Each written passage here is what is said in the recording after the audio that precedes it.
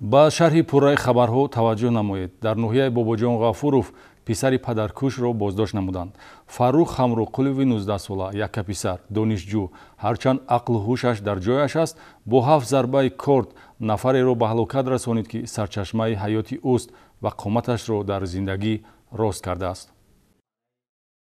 хело дардноку таассуфовар аст вақте дар байни падару писар номуросоӣ бошаду онҳо аз гиребони ҳамдигар гиранд. мақомоти милитсияи ноҳияи бобоҷон ғафуров ҷинояти гӯшношунидеро ба қайд гирифт, ки маҳз аз ҳамин гуна ноҷуриҳои хонаводагӣ сарчашма мегирад.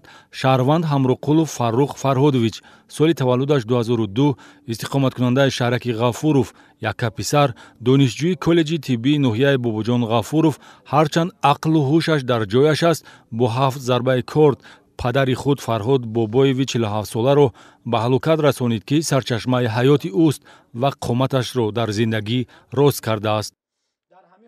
دیدم که مادرم را پدرم از زنی بود که در تیز کشادم و دویده رفتم دادم را کچاق کردم آغوش گرفتم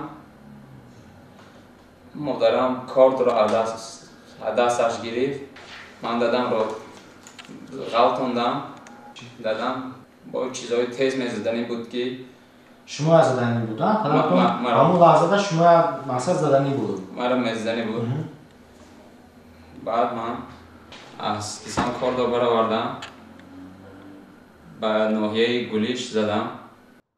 ҷинояти махсусан вазнин санаи 29 ноябр дар суруғаи шаҳраки ғафуров, кӯчаи Собиров, ҳавлии рақами 32, манзили истиқоматии иштирокчиёни ҳодиса баъди нисфирӯзӣ рух додааст. тавре гумонбаршуда Ҳамроқулов нишондод медиҳад, ба ғайр аз ҳардуи онҳо дар вақти сар задани моҷаро модар ва хоҳараш низ ҳузур доштанд.